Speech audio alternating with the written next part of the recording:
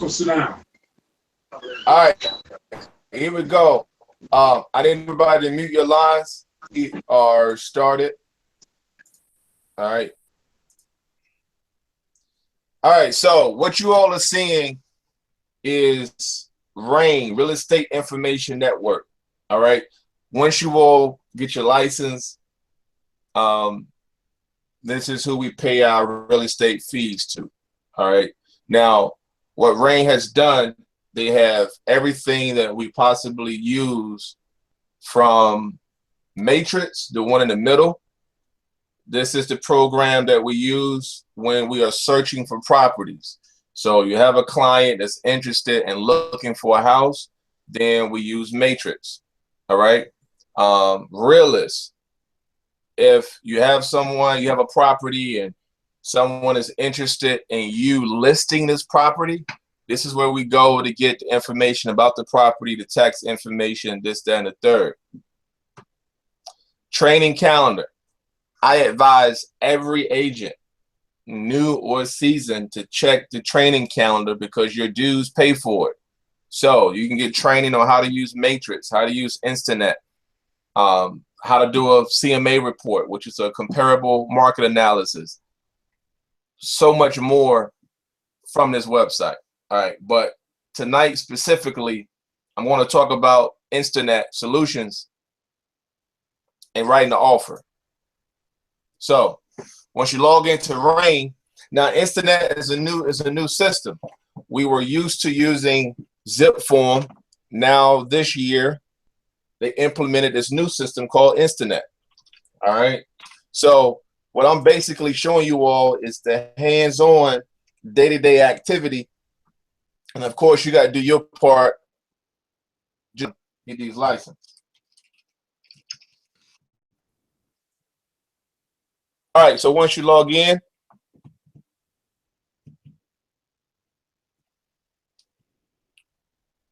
I'm going to show you from scratch real quick.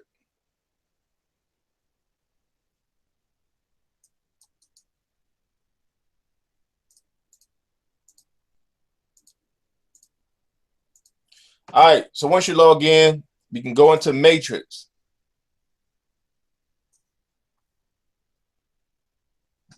This is what Matrix looks like. All right, this is the dashboard. So it tells you, as far as how many active listings you got, how many is in the office, how many of your clients have visited properties, or how many you have sent them and which days they looked at it, on and on and on. All right, I'm just using this Fast Finder. And don't worry about this right now, you all. We'll do a training on Matrix. Right now, I'm trying to show you. All right. Now, this is the property right here that my client is going to write an offer on. I don't know if you all can see this little green where my mouse is, but this little logo right here is the Instanet logo. When we click on this, it's the transaction desk. Okay. If I click on this, it's going to take me to Instanet.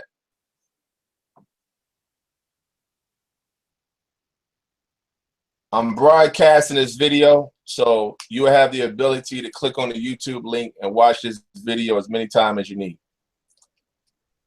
Now,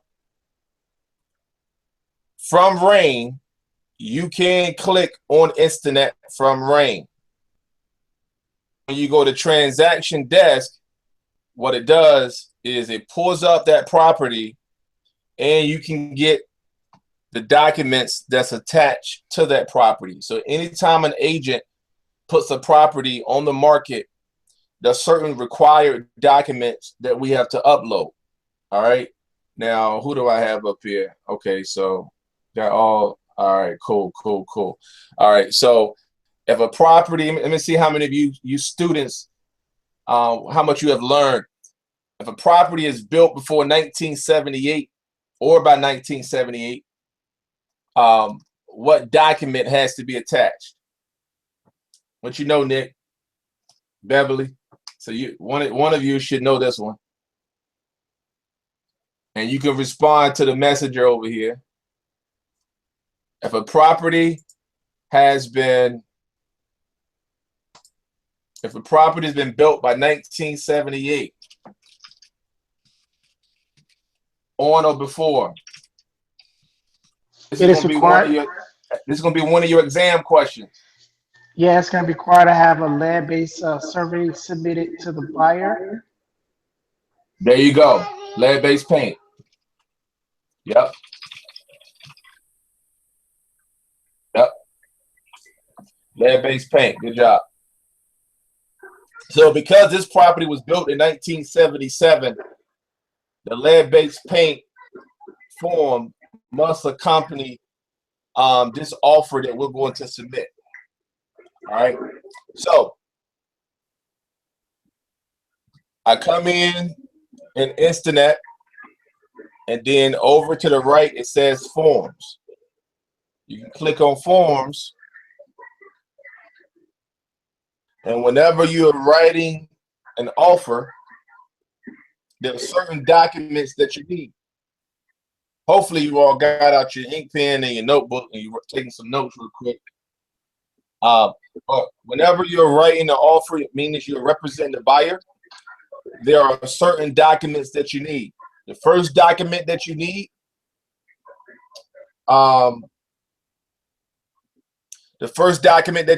is a standard purchase agreement.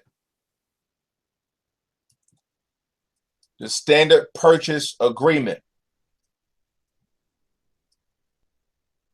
The second document that you need is the selling firm brokerage fee notice, which we call COM1 agreement. Does anybody know what that document is? One page, what that document is for? Take a guess, anybody?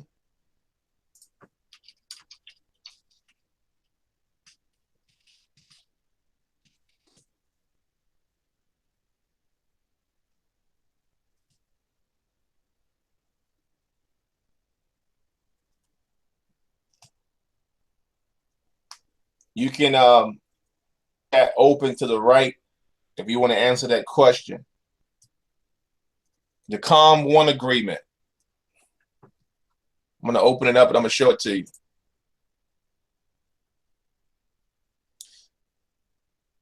This agreement right here is important that you have this agreement with your offer, because it's the only way you get paid your commission. If you do not submit this document, you will not get paid.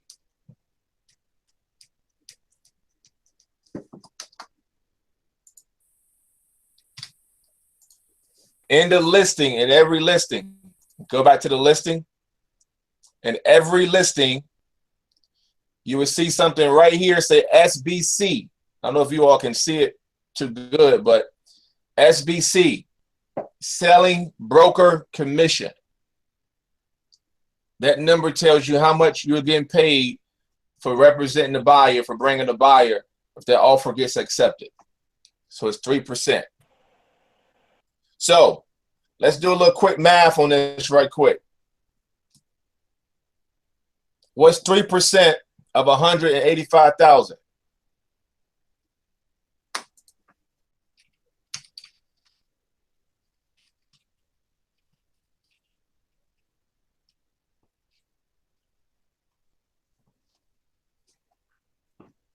And they're going to give you a basic calculator to use. You can get a basic calculator. 3% of 185,000.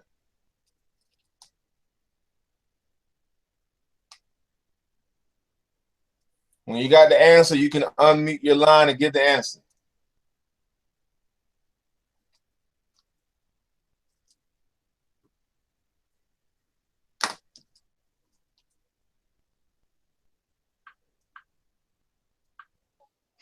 $5,400.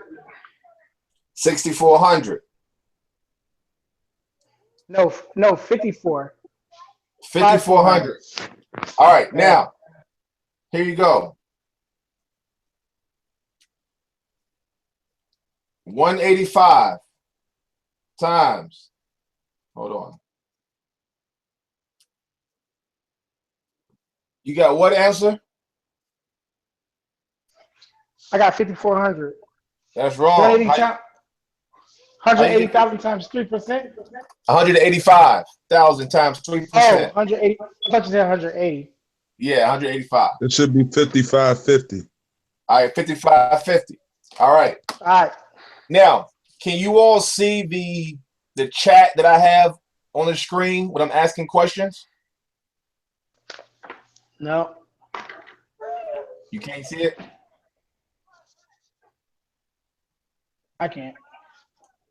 You can or you can't? I cannot. You cannot. Okay. All right. All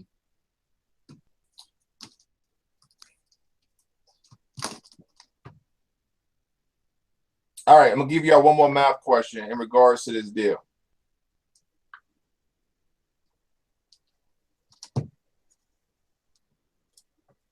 The sales price is 180,000 with a 3% commission on a 50-50 split. How much does the agent receives? The sales price is 180,000 at 3% commission on a 50-50 split. How much does the agent receives?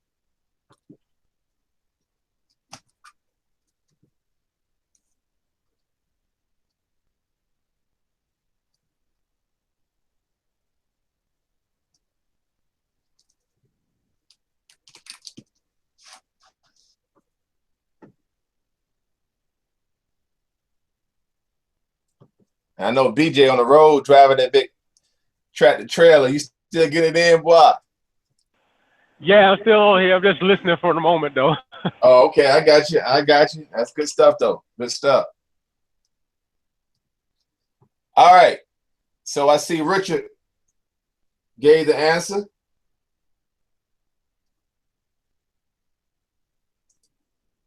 Is he right?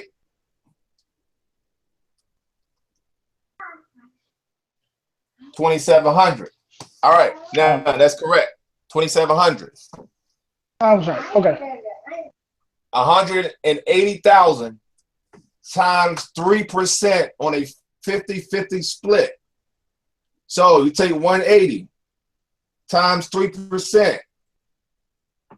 That's 5,400. Split means divide that by 2. 2,700. All right. So let's move on. Y'all got that. Good job. So after you complete this form, only thing I had to do here was I had to put the 3% on the form. Under File, Save, and I click Save. That's pretty simple. Now, I'm going back to Forms. I'm going to go to this standard purchase agreement. Now, for most of you, this is your first time seeing this, so I'm not really going to like go through and digest the entire contract, but there are some things I'm going to show you all that's very important.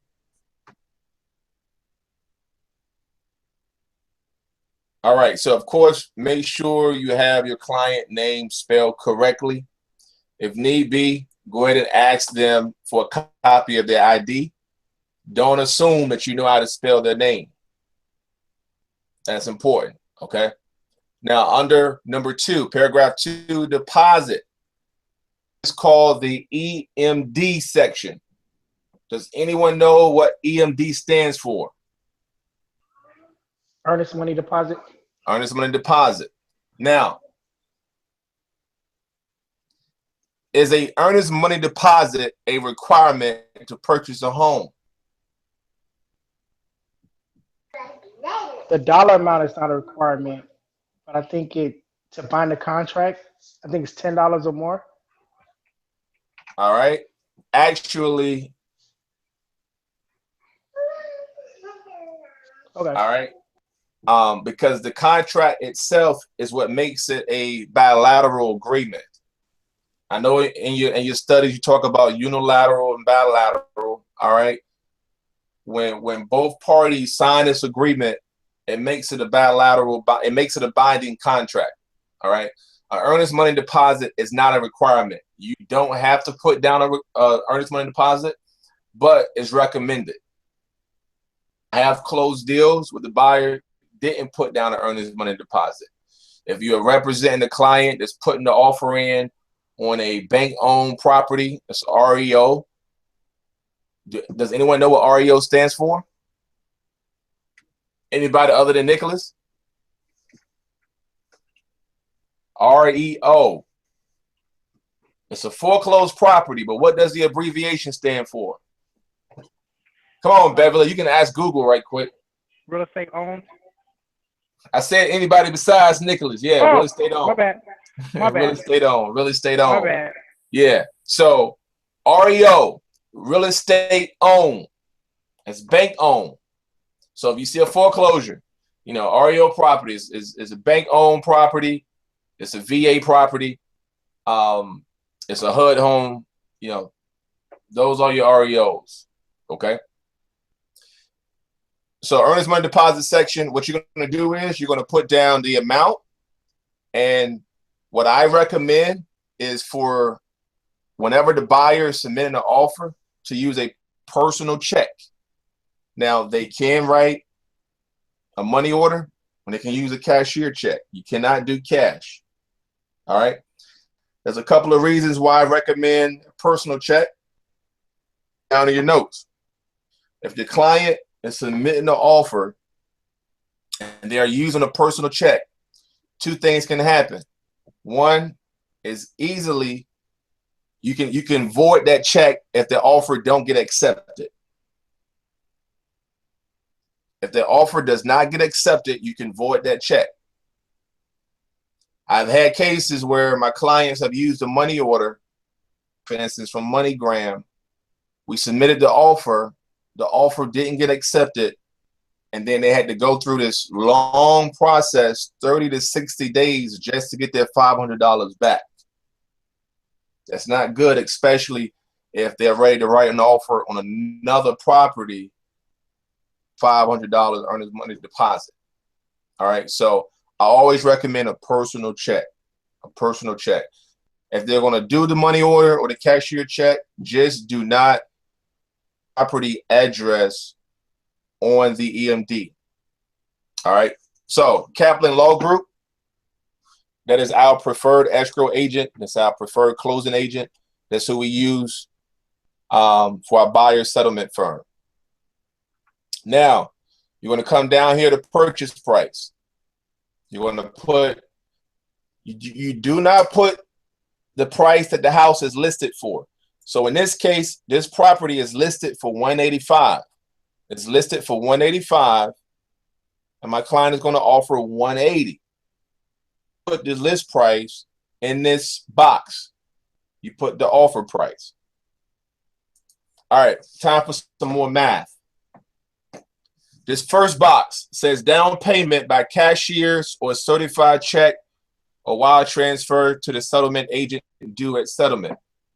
Box, if your client is doing a conventional loan, the down payment is going to be 5%.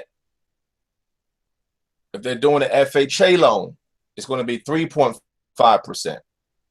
So in this first box, you're going to do 180, 3.5%, and put that number in that box. What is it? 180 times 3.5%. If you're using your calculator, it's 0.035.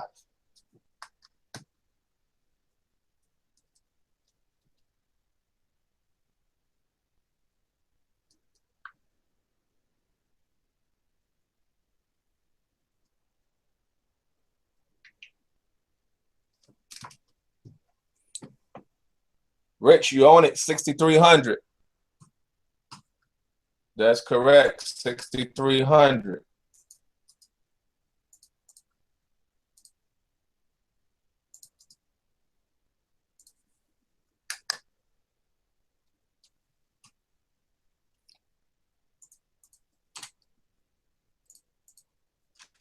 All right, so right here in this box, I'm gonna put 6,300. Now the second box says buy blank loan to be obtained by buyer. In that box.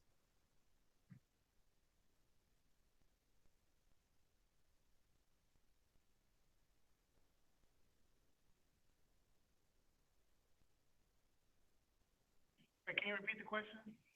All right, so if you look at the second box, buy blank loan to be obtained by buyer, 3.5%. So what goes in this box and what goes in the second box?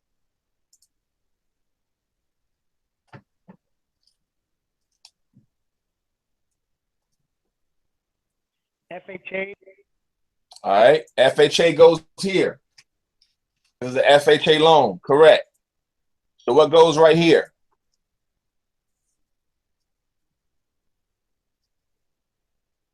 I don't know, take a guess. 6,300? I'm gonna tell you what goes there. 173,000. Where does that number come from? It's the difference from the 3.5% and the 180. That's correct. Correct. That's correct. All right. So what you're going to do is you take the down payment amount, you minus it from the purchase amount, and that's how much their loan is going to be for. So their loan is going to be for $173,700. All right. If your client was doing a VA loan, a USDA loan, or VHDA, please write this down. VA, USDA, and VHDA. They are 100% finance. VA, USDA, and VHDA are 100% finance loans.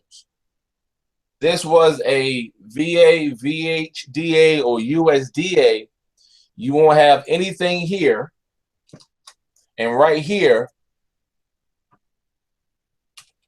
you will have the 180. Got me?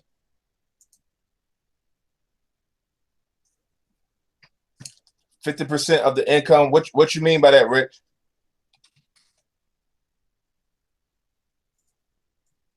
You can unmute yourself.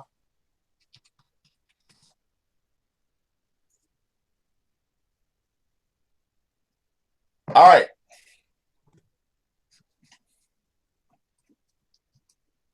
Okay, so what I was about to say is the VA use 0% down payment because it can use up to 50% of the income to determine, I guess, what you're eligible for. I'm just kind of guessing from what I've looked at through the notes. All right, hold on. So for VA is a veteran. All right, so veterans get 100% finance with a minimum of 580 credit score. VA buyer just need a 580 credit score to qualify for a VA loan. All right, VHDA, it just depends on the mortgage company and their overlays. VHDA can go with a 640. Okay. So if your client's a 640, they can qualify for a VHDA. Okay. All right. Movement Mortgage, which is our preferred lender, they require a 660 credit score for VHDA. All right. If your client is going to have a down payment, 3.5%, they could qualify with a minimum 580 credit score. 580 credit score, as long as they have other factors, as far as income, debt to income ratio scores and things like that. Certainly. All right. All right, so let's go on to the next one. Next page. The settlement expenses. Now, I already completed this, but whenever we write an offer, we always ask the seller to pay for the closing costs. That's always. Always, always, always. All right. And so under settlement expenses, this is the line that we add. Seller to provide 3.5% of the purchase price to be used towards buyer's closing costs, prepays, and $195 admin fee, or to be used at buyer's discretion. This is important because whenever a buyer purchases a home, you have a down payment, but you also have closing costs. You want to write that down too. Just because somebody is doing a 100% finance loan, which means if they're doing VA, USDA, VHDA, it's 100% finance, right? So it means there's no down payment. It doesn't mean that it covers the closing costs. So they still will have closing costs. It's important that you understand that you can communicate that to your client, is that even though you qualify for a 100% finance loan product, and Navy Federal does have a conventional 100% finance too, but you want to make sure that they understand that closing costs is still possible, that they will have to pay it if the seller refuses to pay it. All right. And normally the only time that a seller would pay closing costs is if the buyer's offer is close to what they're asking for. Everybody got that?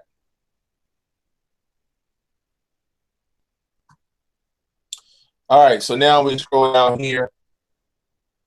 6, section A. We put the name of the lender. So Chris Hayes is the loan officer, and we put his information there. All right, so I'm gonna kind of pass up. I'm gonna come here to number 8. I'm gonna take this call. Want y'all to listen in. This is an agent calling about a transaction. Hey, Bethany. Hey, how you doing? I'm great. How are you? Good. Happy New Year. Happy New Year to you. Good. Okay. I just talked to the builder. We unfortunately the builder is about 30 days over.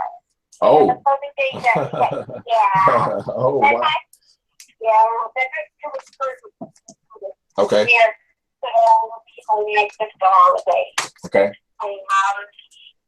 so don't hold off on any kind of appraisal or anything for like 3 days behind getting up payment. So this year. Okay. Yeah. Okay. Okay. So I wanted to let you know. I gave the city a call out tomorrow on one day, so I just didn't know the exact date to move it after the city had. So then the inspection stuff. Okay. So, Gotcha. and with us now. I'm just sorry about that, but I just got one call out to make you know. That's fine. That's fine. Okay, Cool. so yeah, I'll give you a call tomorrow and just move it down on the local phone from there. All right, that sounds good. Okay, thank you. All right, thank you. All right. All right, All bye-bye. right. Bye-bye. I don't know if you all was able to hear the conversation, but basically my client is purchasing a new construction and the listing agent is telling me they are 30 days behind schedule. That's not good. That's not good. That's not good. All right. So settlement possession. This is important. Normally, I want you to write this down. This is not an exam question. This is just a real estate knowledge. You know, this is a nugget that you need to know. With the new FHA guidelines, it normally take about 45 days from the date that a contract is ratified until closing. So it's going to take about 45 days from the time that that offer gets ratified, which means both parties agree to the terms of the agreement, until closing. All right? 45 days. Movement mortgage can close sooner than 45 days. So I'm putting 32 days on this contract. I'm putting 32 days, but normally, if you're using any other lender, they're going to need about 45 days. All right. Now, let's be real about something. If you're working with a client and you submit an offer and the offer gets accepted today, okay, and they don't close until 45 days from now, 45 days from now, they close, it'll take about another 2 days for you to get paid. So that's a whole month and a half.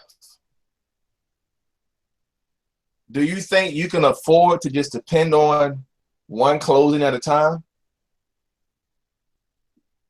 All of you can unmute yourselves if you want to for this one. Like, I want y'all to really think about it. It takes 45 days to close. 45 days. So you literally have to have closings lined up like back to back to back to back to back, because you cannot afford to go a month without a check. I don't know about y'all, but I can't. Right? It's just not going to happen. So that's why it's so important that you all attend the trainings that we're having, that you all get on the role play calls, that you show your hunger, you get out here, you market yourself, you hit the streets, you do open houses, all these things that's going to generate leads, because if you don't do it, you're going to hurt yourself. You're going to really hurt yourself in the long run. All right. And so knowing that 45 days, that's the minimum before you close. I mean, you got a month and a half. It's a month and a half. All right. So you got to be on your A game. You cannot, if you're lazy, laziness does not work in this business. It don't work. All right. So now back to the contract. I just want to throw it in for free. Y'all can thank me later. All right. So, all right, this is important. On page 6, all right, HUD FHA financing. If your client is doing an FHA loan, a USDA loan, or VHDA loan, you have to put the purchase price amount in this box. What this paragraph basically says is the house, because it's an FHA, it's an FHA loan, it has to appraise for at least the purchase price. If it doesn't appraise for the purchase price, lender will not loan them that amount. All right, that's what that box means. So if your offer, let's say the seller, they come back with a higher offer amount, right? And your client accepts their counter offer, you have to make sure that you change that amount in that box. You got me? We good?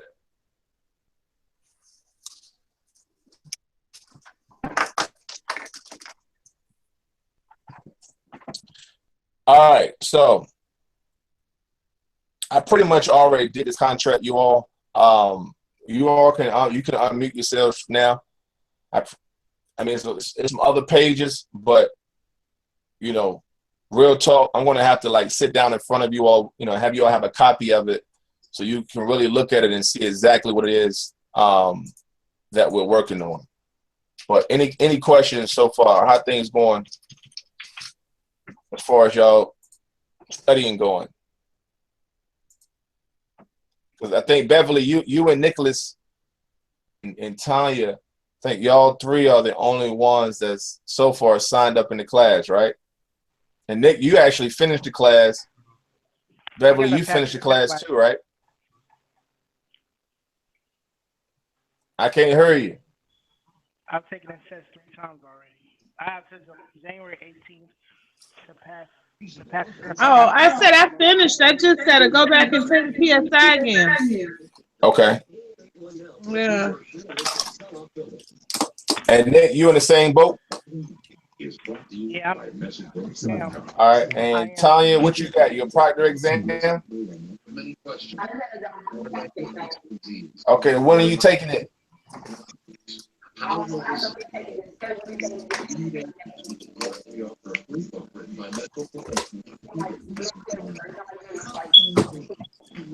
right, so yeah, y'all go ahead and get on top of that.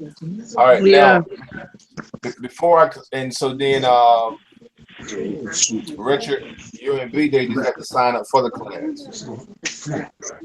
All right, so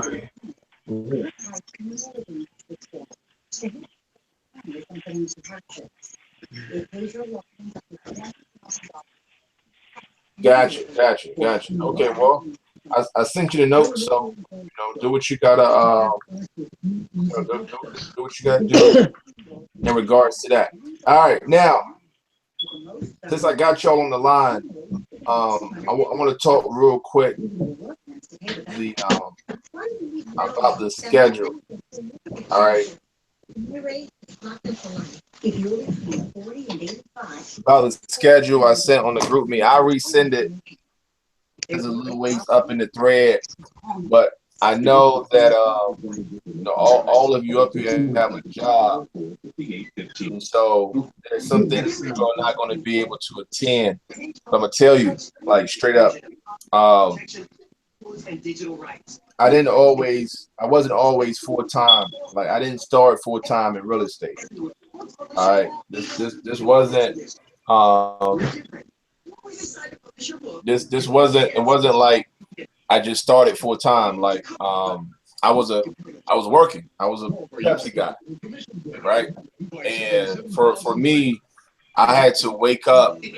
I had to be at work at 4:30 in the morning. So I had to get up early, like an hour early, just to study. I took Mosley, so I did my school online. I did Mosley.org, and I had to get up an extra hour to study. Go through all my notes, go through my 60 hours, and then I had to work.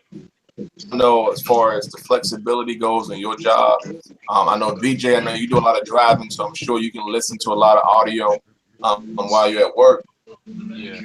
I had my headphones on for the times I was able to put them on, and I just listened. I just listened to a lot of the YouTube videos, and that's pretty much how I. On my lunch break, I had my book, I had my notes out on my lunch break, and I did it that way. So you pretty much have to just, I don't know, man, you have to have it around you every day, all day. The exam is a beast. Beverly, Nick, y'all want to talk to them about the exam for those who haven't taken it yet? That exam is something. It's something. You got to watch your wording on it. That's the biggest part. Yeah. That wording to get you, they'll turn it around on you quick. And it's always something different. It's always a different scenario. It's like it's never the same. I got it. Oh, you're back. Wait a minute. Yeah, I got to excuse me for a minute. Okay. Yeah, I mean, it's very interesting, but you all got to, my main thing was at first, I wanted to make sure that I studied all of the vocabulary words, trying to memorize the whole definition. Just take out certain keywords. All right, take out certain keywords. Don't try to figure out. Just take certain keywords and try to go that route. All right. Prime example when it came to domain.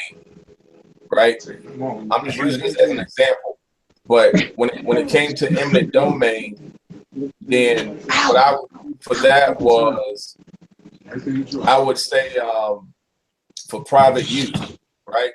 Like that's pretty much how that's when it came to the vocabulary words. So it's important that you all don't try to remember the whole thing, but just take certain keywords and go that route.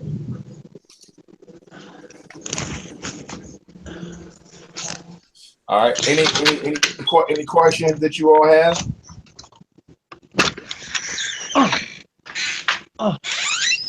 Not right now. No, I'm gonna go back and relook at the video so I can take notes. since I was driving. Gotcha. Um, and tomorrow, just come tomorrow. Come, be there early. Don't come in there stranding there late. Okay. Come ready to learn. And we tomorrow we have a lot of new agents. We'll have a lot of new agents on board. And so we do open it up to agents who are not licensed yet. But we do have a lot of new licensed agents that's on board. So that's some material that you all are going to be able to learn. Those of you that's been with me for a while now, you pretty much know most of the ropes, but it's always good to learn something. So my thing is to just pour what I can pour into you all. And as long as you're hungry, you're gonna eat. All right. But if you're lazy, you kind of chillax, you kind of chill back and wait for things to happen. Hey. Yeah. It is what it is. You know what I'm saying? And so real estate is a dog business. I'm just gonna be straight up with you. It's a dog business. Ain't nobody in the office trying to give you their lead. Huh. All right. So that's right. don't think it's gonna happen. Ain't nobody gonna say God bless you and go ahead and work this client. Like, not saying it won't happen. That's right. I'm not saying it won't happen, but 9 times out of 10, it don't happen that way. It ain't gonna happen. It ain't gonna happen. You have to literally get out here and you got to be creative. I mean, just last night alone, I had like 10 leads and half of them signed up to my website. Wow. You have to think outside the box. I know. I think it was Pam that was asking about, either or Pam or you, Beverly, asking you, can you post stuff now? I mean, that was me. I mean, Linda, Jocelyn, Tanya doesn't have hers yet, but Linda and Jocelyn got business cards and they ain't licensed. You know what I mean? Now how this is how it works. Legally, you can't get a commission. You can't earn a commission legally. All right. Right. And then also you can't put contracts in your name and things like that. But I'm telling you, you can promote, you can market, you can work clients. All right.